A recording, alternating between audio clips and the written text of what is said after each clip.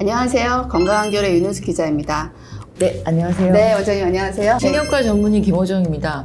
오늘 이제 음. 질문 드려볼 거는 소아 편두통인데 그죠. 특히 아이들의 경우에는 진단 내리기가 더 쉽지 않을 것 같아요. 저는 그냥 부모님들한테 얘기하거든요. 네. 유치원생이나 초등학생은 거의 수의사 선생님과 비슷하다. 이게 대화가 되지 않습니다. 수의사. 거의 수의사 선생님이랑 똑같다고 생각을 하시면 돼요. 네, 네. 왜냐하면 아이들은 이미 네. 편두통 때문에 정말 짜증이 나고 일상을 아무것도 하고 싶지 않은 네. 의욕이 없고 네. 무기력 상태에서 오기 때문에 네. 아이는 거의 말을 하지 않습니다. 네.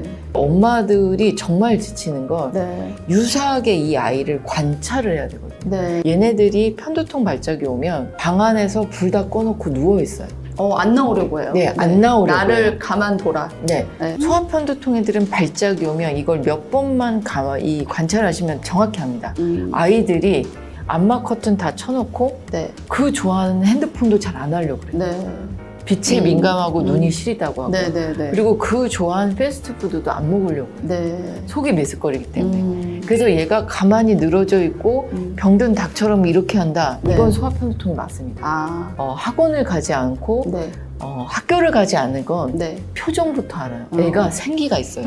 그 생기가 있으면 편두통은 아닙니다. 생기가 있는데 나는 머리만 아파. 네. 네. 그런 것들은 보내야죠. 보내시면 됩니다. 단호하게 네. 보내야 되고 네. 그리고 소아편두통은 성인과 다르게 네. 자꾸 배가 아파요. 배가 배가 아프고 자꾸 체해요. 그래서 소아과에서 사실은 계속 장약을 먹습니다. 네. 그래서 제 외래는 거식증이 아닌가 진단받은 애도 왔었어요. 거식증이요? 네, 못 먹어서. 근데 얘가 일단은 정신적으로 아무 문제가 없어요. 네. 우울도 없고 불안도 없는데 밥만 못 먹어요. 소아과나 내과를 가서 약을 먹었는데 이게 해소가 안 된다. 그렇죠. 그럼 한 번쯤은 소아편두통이 아닌가? 이렇게 생각을 하셔야 돼요. 네. 이게 편두통이 아까 말씀드린 것처럼 두통이의 동반 증상이 멀티로 있다. 이게 특성이고 네. 이 증상이 산발적으로 있다. 나타났다가 이거가 있고 네. 또 나이대별로 증상이 바뀌어요. 소아, 성인, 와. 갱년기, 노인으로 진짜. 바뀌어요. 가장 중요한 건 네. 패밀리 스토리입니다. 네. 그러니까 이 아이가 편두통일까라고 의심을 하려면 엄마, 아빠, 외할머니, 외할아버지, 친할머니, 친할아버지 이 이력을 쭉쭉 봐야 돼요. 그럼 유전적인 영향이 상당히 크다는 굉장히 말씀이시죠? 큽니다. 네. 특히나 소아 여자아이의 편두통인 경우에는 네. 대부분 모계입니다. 네. 어. 근데 보통 우울이 있는 것 같다라고 해서 네. 그 정신건강의학과에 가는 학생들도 상당히 많잖아요. 그 학생들 중에서도 편두통이 꽤 있을 것 같은데요. 꽤 많습니다. 이게 네. 닭이 먼저냐 달걀이 먼저냐인데요. 네. 이 편두통 자체가 몇 번 아팠다고 해서 네. 우울 불안까지 동반이 되지는 않거든요. 근데 근데 문제는 편두통은 아까 말씀드린 것처럼 두통 이외에 감각, 감정, 인지, 정서를 건드리는 질환이기 때문에 네. 분명히 그 전에 얘가 자꾸 머리 아파, 배 아파 이런 것들을 네. 몇 개월간 얘기를 한 히스토리가 반드시 있습니다. 그러면 초장에 잡았을 편두통을 조절이 안 되면 뇌가 더 민감해지고 네. 정서까지 건드리기 때문에 네. 이게 더 커져서 우울 불안까지 동반이 돼요. 정서까지 건드린다는 부분을 좀 자세히 설명해 주실 수 있을까요? 이게 편두통 자체가 이게 또 어려운 얘기인데 중추성 감작이라고 해서 네. 편두통이 조절이 안 되면 옛날에는 한 10만큼 자극이 와야 뇌가 민감해졌다면 네. 이 지속 시간이 길어지면 1의 자극이 와도 민감해지거든요. 옛날에는 누가 확 소리를 질러야 편두통이 왔다면 네. 이게 오래되다 보면 시계 네. 초점 소리에도 편두통이 와요. 그 정도로 감각이 예민해지고 네. 그리고 가장 중요한 건 그 정도로 만성화되면 집에서 일상생활이 안 됩니다. 그러면 대부분 그런 상황에서 긍정적 생각을 드는 건 불가능에 가까워요. 부정적 생각들이 뭔가 네. 꼬리에 꼬리를 물고 아까 말씀드린 것처럼 편두통은 몸을 움직일 수 없는 거기 때문에 계속 누워서 안마 커튼 쳐놓고 조용한 어두운 곳에 계속 몇 날 며칠 있으면 거의 독방과 비슷하거든요. 그렇죠. 햇볕도 제대로 못 쬐고 그죠. 그리고 또래 아이들과의 교류도 또 없어지고 네. 그렇게 되고 또 주변 소음에도 민감해지니까 네. 아이들과 제대로 대화를 하지도 못하고 그렇게 너무 바라죠. 누워있으면 공부를 안 할 뿐더러 성적이 곤두박질 칩니다. 맞아요. 그러면 부모와의 관계도 최악을 바라기 때문에 네. 정신과에서 그때 심리 상태를 하면 네. 누구도 우울 불안장애가 나와요. 그때 부모도 설문을 하면 네. 중증 우울로 나옵니다. 이거를 정서적인 문제로만 보면 뭐가 문제냐면 정서는 해결이 되더라도 근본적으로 뇌의 민감성과 네. 뇌혈관 질환이 이게 해결이 되지 않으면 네. 피지컬적으로 자꾸 증상이 생기기 때문에 네. 결국에는 불안하죠. 원장님 따님도 편두통. 저 편두통, 저희 네. 딸 편두통, 저희 엄마 편두통 때문입니다. 그 전형적인 그 목의 유전으로 그죠. 인한 제 딸로 인해서 소아편두통에 대한 저희 임상 경험이 있는 게 편두통이 조절이 안 됐을 때 얘가 설문지와 네.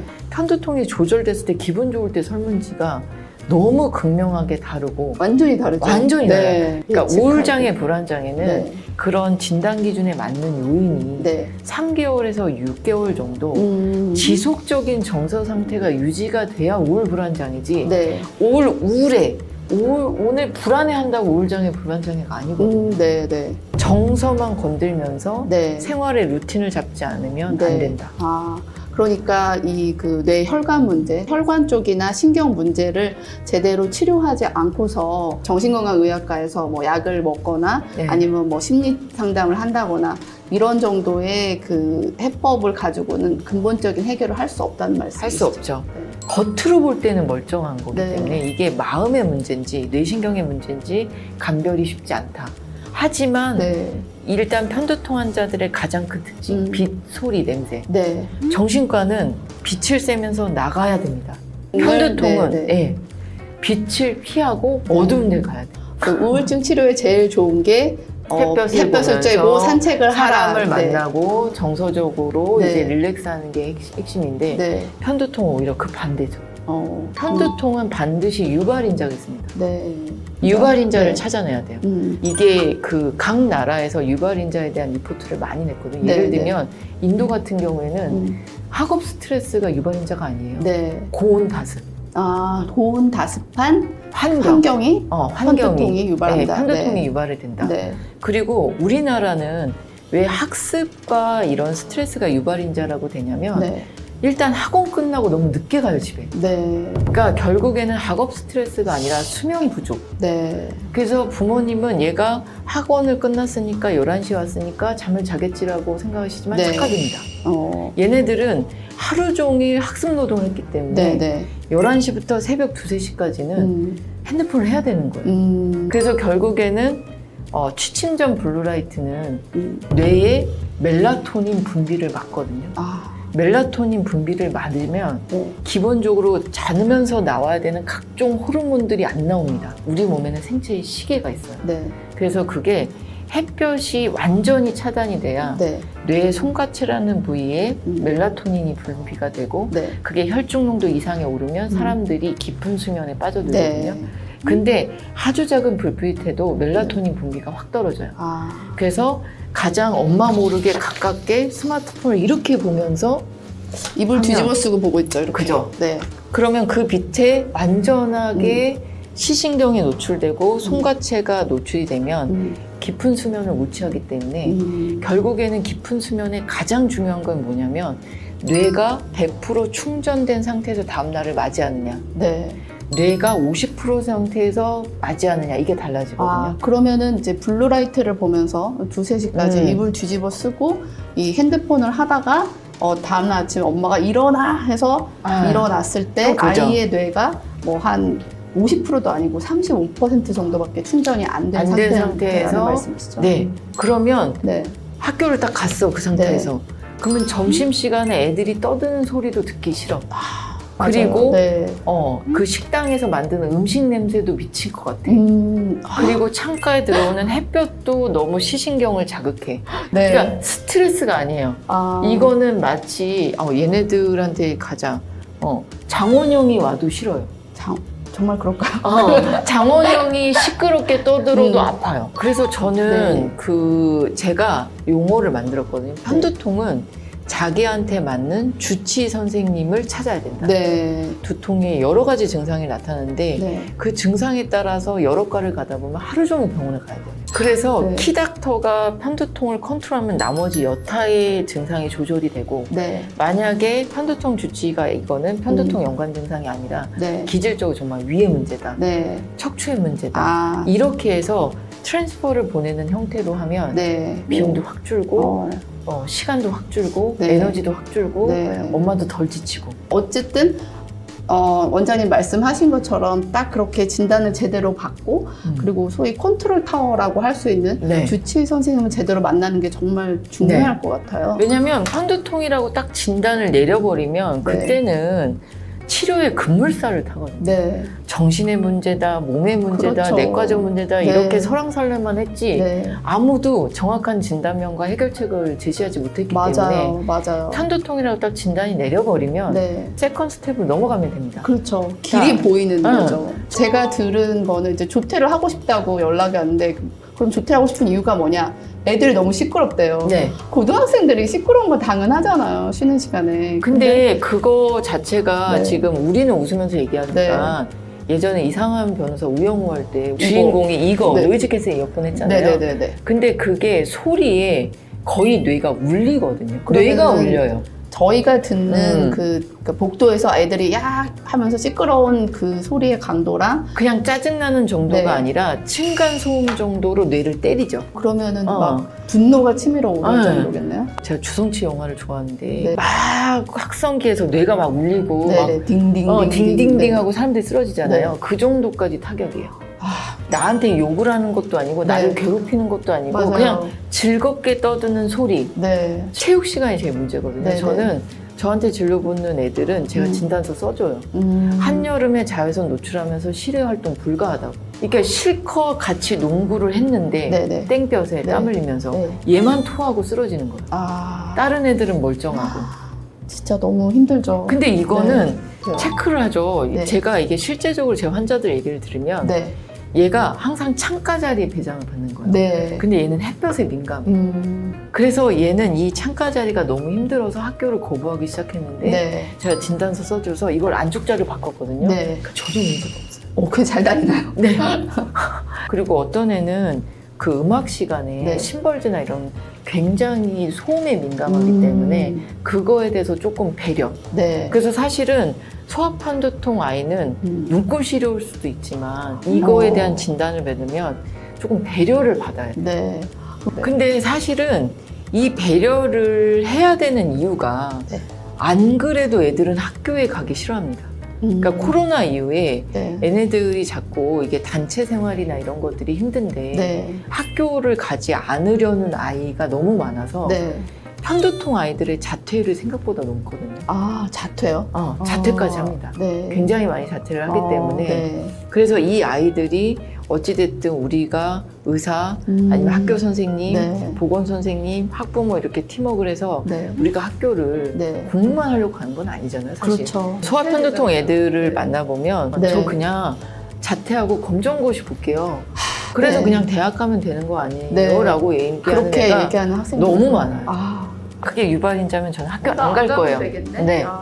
부모님들은 또 억장이 무너지죠. 무너지지 않나? 왜냐면 얘가 지금 학교를 중간중간 안 갔을 때에 네. 불규칙한 생활 패턴이 뻔히 보이는데 그럼요. 아예 제도권 밖으로 안 간다. 네. 그리고 엄마 아빠도 자기 네. 인생이 있지 하루 종일 얘만 볼 수는 없잖아요. 그럼요. 네. 그러니까 결국엔 제도권 안에 이 아이가 음. 정착되게끔 하려면 네. 이 정도 배려.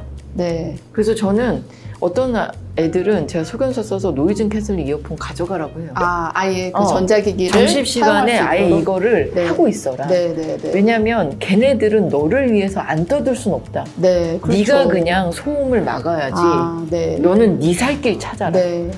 그러려면 학교에서도 편두통에 대한 이해가 좀 많이 있어야 될 것 같고 담임 선생님들이나 아니면 아이들도 편두통이 있는 애들은 좀 배려를 해야 된다는 걸 알아야 될 것 같은데요. 근데 제가 볼 때는 현실적으로 동급생들은 배려를 못 할 것 같아요. 그렇죠. 쉽진 않습니다. 네. 그러니까 담임 선생님이나 아니면 보건 선생님이나 학교에서 네. 이런 것들에 대한 뭔가 패턴을 네. 사실 지금은 너 꾀병 아니야? 너 일부러 학교 안 가려고 이런 건 네. 아니야라고 할 수는 있지만 네. 이게 뭔가 일정 패턴. 음. 그러니까 한 학교에 배정되면 3년을 다니잖아요. 그렇죠. 그러니까 이 일정 패턴을 보면 얘가 꾀병일 때와 진짜 정말? 발작일 때가 네. 구분이 됩니다. 일상생활을 하기가 힘든. 1학년 선생님이 얘는 편두통 하나로 네. 소음, 네. 아니면 햇볕 자외선, 네. 아니면 여름 패턴, 겨울 패턴으로 악화되니 네. 요때는 주의를 해주세요라고 기록을 하나 남기시면 네. 2학년, 3학년 선생님이 편하시겠죠. 네. 아, 얘는 이런 패턴이 있구나. 왜냐하면 편 편두통은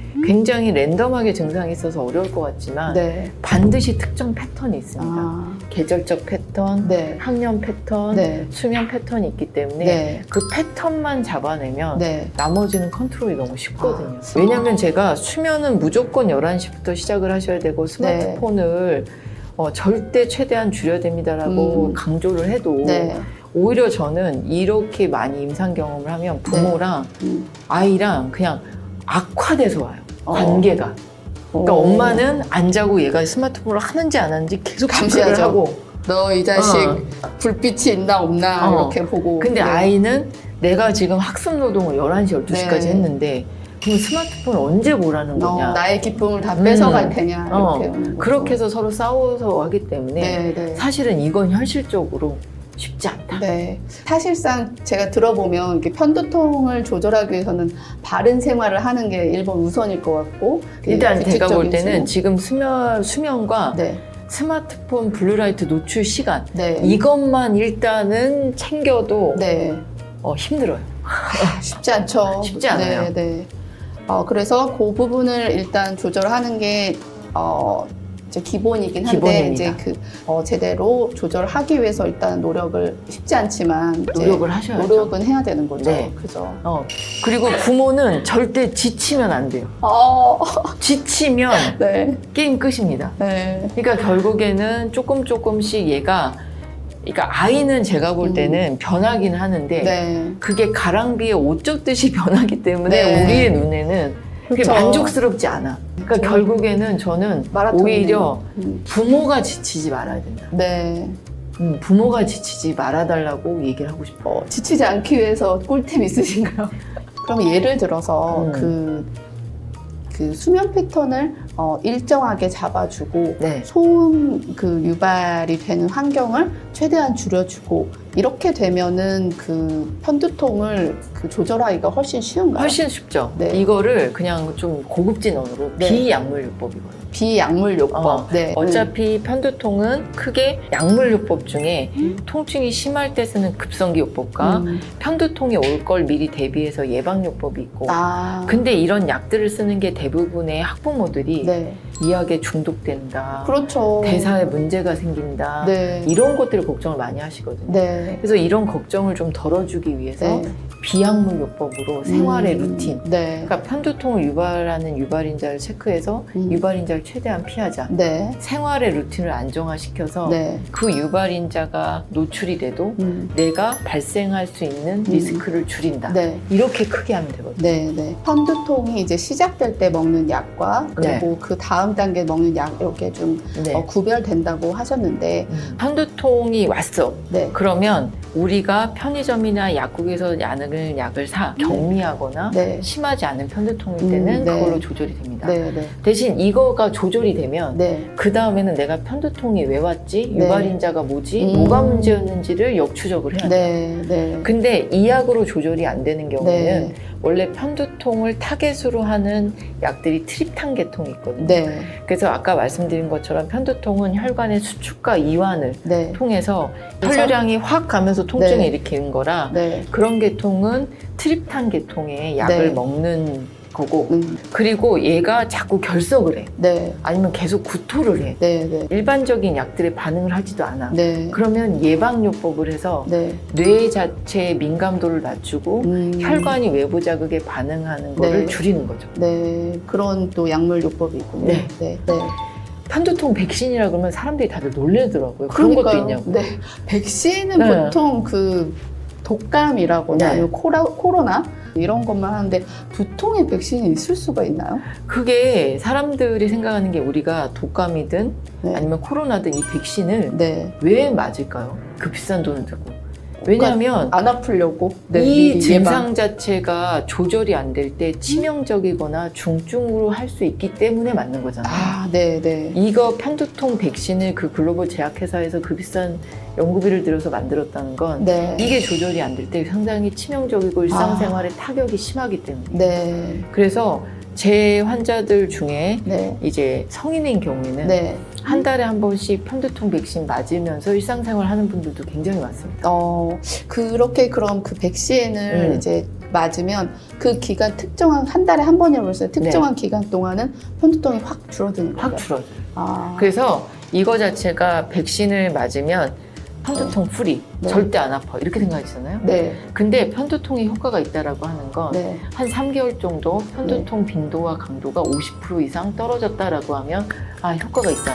네. 그러니까 이것도 아예 막 깨끗하게 낫는 그런 이게 건 환자와 아니네요. 보호자와 네. 의사가 또 동상이몽 거죠. 얼마죠? 맞았으면 한번 우리나라에서 맞는데. 네. 이게 약제마다 좀 달라서 에버리지 3, 40만 원. 정말 비싸네요. 3, 40만 원을 내가 들여서 딱 맞았는데 근데 그러면 환자는 예를 들면 나는 유발인자 신경 안 써도 돼. 네, 생활 불규칙해도 돼. 내가 하고 싶은 거 다 해도 돼. 네. 이래도 편두통 안 오겠지라고 생각을 하겠지만 그렇죠. 그렇진 않아요. 않아요. 그러면은 이건 사실은 네. 기본적으로 깔고 가야 되는 거고. 아, 편두통 치료의 피라미드 중에 네. 이 생활 루틴과 네. 이걸 잡는 거는 무조건 루틴으로 해야 되는 거고. 네. 생활 루틴 제대로 잡고 그 유발인자 피하면 편두통이 안 올 수 있는 거잖아요. 근데 현실적으로 네. 우리가 규칙적인 생활 루틴을 하고 결국에는 유발인자 피하고 네. 현실적으로 말은 좋지 쉽지 않아요. 이런 요법들을 써서 내가 나의 관리를 좀 덜해도 내가 일상을 유지하는 걸로 수단으로 쓰는 거죠. 좀 보조장치. 보조장치죠. 일단은 제 생각에는 어찌됐든 첫 번째 아이가 힘들어 할 때는 네. 약이 독약이 아니니 빨리 약을 먹이세요. 네. 이게 편두통 타겟으로는 트립탄 계통의 약이 없으면 네. 상비약이라도 충분히 먹이세요. 네. 예를 들면 이 아이가 아파하는데도 약에 중독돼 맞아요. 약을 먹으면 안 돼라고 해서 씨름하시지 마시고 빨리 초장의 약을 먹고 아이를 편하게 해주셔야 됩니다. 네. 왜냐하면 편두통은 뇌에 스파이크가 일어나고 뇌에 산불이 일어나기 때문에 이거는 빨리 초장에 먹어서 뇌를 안정화시키는 게 우선이지 네. 미래에 올 약의 부작용을 네. 걱정해서 지금의 불을 활활 타게 하겠다. 네. 이건 말이 안 돼요. 근데 부모 입장에서는 사실 아이에게 약을 많이 먹이는 거는 정말 부담이거든요. 그래서 항상 제가 약을 먹고 안정화되면 네. 유발인자가 뭔지 체크. 선약 선약. 안정화 후 유발인자 체크. 그래서 그렇죠. 얘 약을 먹고 암막 커튼의 조용한 곳에 얘를 놔두고 충분히 안정화 시킨 다음에 네. 그 다음에 왜 왔는지. 네. 거기에서 애한테 또 햇볕을 봐야 된다.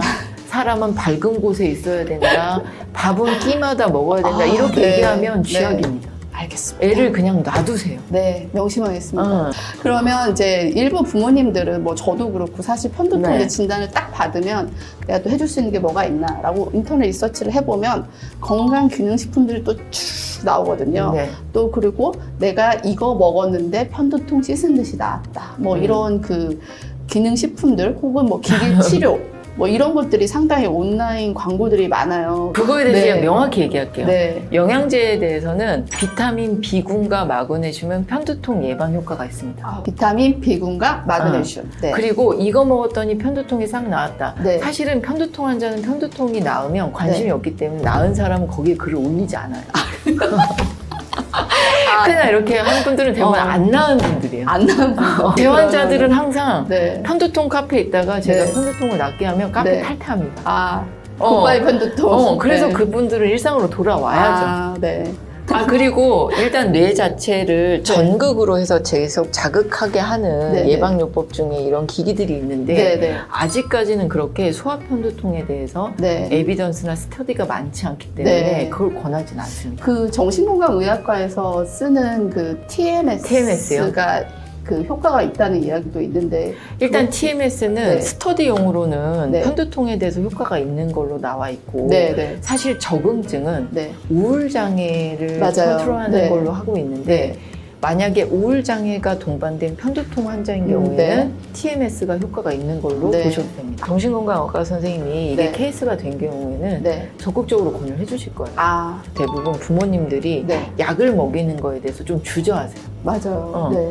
사실 이거는 기한이 있고 언젠가 안정화되면 끊거든요. 네, 네. 부모님들 생각은 신경과든 정신건강의학과든 한 번 먹이면 막 마약처럼 평생 먹어야 된다. 평생 먹어야 네. 된다. 네. 그런 것처럼 생각을 하시는데 그렇진 않은데 맞아요. 사람의 선입견이라는 게 도통 바뀌지 않잖아요. 네. 그리고 또 유튜브나 온라인에서 보면 이제 의료진이 아닌 분들이 네. 이런 동영상들을 또 많이 찍으시는 경우가 있어요. 이런 약들이 네. 시판이 되려면 그 많은 임상 1상, 2상, 3상을 거쳐서 나오잖아요. 네. 그러면 그게 대규모 스터디가 나오는 거고 네. 그 많은 모집단위 효과가 있어도 네. 아주 소수한테 부작용이 있으면 네. 일단 이거는 부작용이 있기 때문에 네. 그래서 저도 초기 약을 먹으라고 할 때 통증이 있을 때마다 먹이라고 하면 이거는 향후에는 약물 유발 두통이 되기 때문에 아, 일단 초장에 먹고 네. 유발인자를 체크해서 예방을 해서 네. 약의 빈도를 줄이자는 거는 당연하지만 네. 일단 아프면 약은 먹어야죠. 네. 그러니까 무조건 약을 피하고 보는 거는 네. 현명하지 못한 네. 방법이란 말씀이시죠? 네. 네, 잘 알겠습니다. 그럼 마지막으로 부모님들이 가장 좀 궁금해할 만한 질문 3가지를 추렸는데요. 크면 혹시 낫나요? 저는 소아편두통인 경우에는 엄마가 어땠는지 물어봐요. 네. 저는 아주 어릴 때는 배앓이가 심했는데 직장 생활하니까 네. 아이를 낳으니까 갱년기 폐경되니까 네. 이런 굵직굵직한 생애 전환기 때마다 패턴이 있거든요. 네. 그래서 웬만하면 음. 아이가 부모 패턴을 따라갑니다. 아. 근데 이거는 명확해요. 음. 소아편두통이 조절이 안 될 때는 무조건 만성으로 갑니다. 뇌 자체가 민감해 있기 때문에 아, 네. 향후에는 더 작은 자극에도 민감해져서 소아편두통을 잘 조절해서 네. 이게 만성과 성인으로 네. 아니면 편두통이 다른 정신과 질환으로 동반되는 거 네. 이거를 막으면 네. 굳이 성인 때까지는 걱정 안 하셔도 돼요. 네. 그러면은 일단 아까 그 원장님 말씀하신 것처럼 약물로 급한 불을 잡고 또 그다음에 예방을 하고 또 생활 패턴을 제대로 잡아서 유발인자를 없애는 방향으로 잘 조절을 하면 이제 성인이 되어서 또 그렇게 만성화로 안 갑니다. 만성화로 안 갈 수 있다는 말씀이시죠? 네. 편두통의 가장 큰 원인 중에 하나가 스트레스라고 네. 하던데요. 이거 맞나요? 그 환자들한테 예를 듭니다. 네. 스트레스를 받으면 살이 찌나요? 찌지 않나요?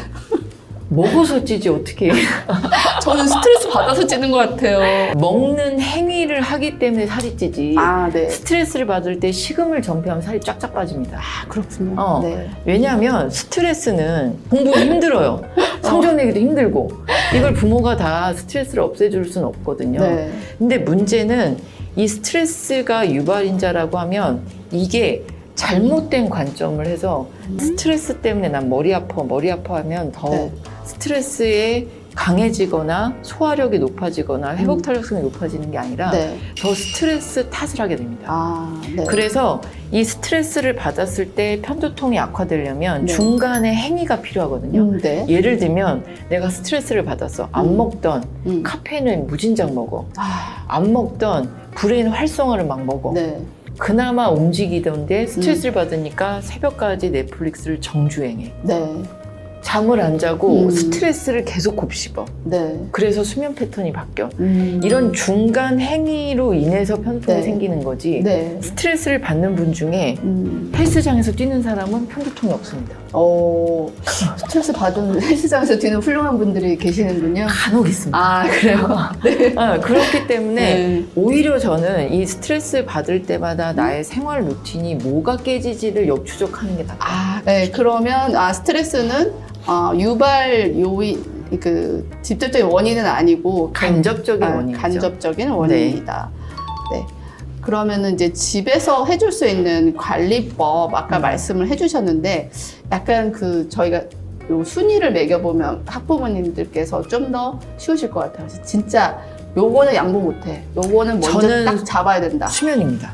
1번 수면. 네. 그리고 낮 동안의 핸드폰 사용은 어차피 부모가 컨트롤 못해요. 그렇죠. 네. 그래서 집에서만이라도 핸드폰을 최대한 시간자야. 네. 요즘에는 이렇게 부모 안심이라고 해서 네. 약을 걸어놓을 수 있더라고요. 근데 그거 아세요? 그 락도 다 해킹이 가능해요. 뭐 제 딸은 네. 세컨폰을 해가지고 그래도 네. 가스라이팅을 계속 하셔야 됩니다. 수면이 중요하다. 계속 잔소리가 아니라 아플 때마다 네. 야, 너 수면 패턴 이거 중요하다더라. 아플 때. 노상 이게 아니고 네. 아플 때. 아플 때? 근데 아플 때 그렇게 하면 또 막 아니 아프고 난 다음에 약 먹고 안정화됐을 때. 부모님한테 정말 얘기 드리고 싶은 건 편두통 발작일 때 하는 모든 잔소리는 에너지 낭비입니다. 그러니까 네. 소음에 민감하니까 아예 네. 듣질 않아요. 그럼 1번은 수면, 그리고 네. 2번 또 중요하게 저는 생각해보면. 카페인과 네. 제가 그 공식적인 그런 상품들을 얘기할 수는 없지만 요즘 애들이 브레인 활성제라고 해서 시험 네. 기간에 네. 미친 듯이 그런 맞아요. 음료들을 먹거든요. 너무 자주 먹더라고요. 네, 카페인의 몇 배 정도로 그걸 먹으면 네. 확 각성 상태가 돼요. 그런 것들이 너무 각성 상태가 되기 때문에 편두통이 오기 십상이거든요. 그래서 카페인과 그런 뇌 활성화제를 최대한 네. 안 먹는 방향. 네. 먹더라도 용량 제한 권유량이 있거든요. 네, 네. 바람직한 근데 권유량이. 청소년 카페인 권유랑 상당히 낮았던 것 같아요. 제가 한번 찾아보고 엄청 충격을 먹었는데 사실은 네. 청소년 함유량은 네. 그 제가 좋아하는 네. 커피 우유가 있거든요. 네. 이미 권장량을 넘어서요. 네. 그 카페인에 상당히 민감하군요. 카페인에 상당히 민감합니다. 네, 그리고 네. 그 안에 들어있는 카페인이 엄청 용량이 높기 때문에 네. 사실은 낮에는 카페인, 네. 저녁에는 수면과 취침 전 블루라이트 사실 이거. 네. 그리고 낮은 네. 어차피 부모님이 할 수 있는 게 아무것도 없어요. 네. 낮은 그냥 포기하시는 거예요. 알겠습니다. 그리고 세 번째로 권유해 네. 주실 만한 게 있을까요? 이거는 정말 어려울 수도 있습니다. 네. 가이드라인은 네. 하루 30분 정도 남낼 정도의 네. 강도의 유산소를 네. 집에서 하자. 30분이 안 되면 네. 10분이라도 하자. 네. 선생님 말씀하신 것처럼 정말 난이도가 높네요. 이게 1단계, 2단계, 3단계 점점 네. 높아지고 있는데 그 네. 유산소 운동을 하는 게 도움이 된다는 말씀이시죠? 무조건요. 아, 네. 비약물요법 중에 유산소 운동이 들어갑니다. 네. 그래서 네. 부모도 쉽지 않습니다. 알겠습니다. 그럼 저도 같이 걷도록 해야겠네요. 네. 웬만하면 그러면은, 10분이라도. 10분이라도. 네. 알겠습니다. 오늘은 김호정 원장님 모시고 소아 편두통에 대해서 자세히 알아봤는데요. 여러 가지 의료 현장에서의 경험들과 그리고 그 편두통에 대한 자세한 설명해 주셔서 너무 도움이 됐던 것 같고 저도 일상생활에서도 한번 적용해 보도록 노력하도록 하겠습니다. 좋은 자리에 불러주셔서 너무 감사하고요. 많이 고통을 받고 있는 소아 편두통 아이와 네. 부모님에게 도움이 되셨으면 좋겠습니다. 네, 오늘 너무 감사했습니다. 네, 다음에 뵙겠습니다. 네, 다음에 볼게요.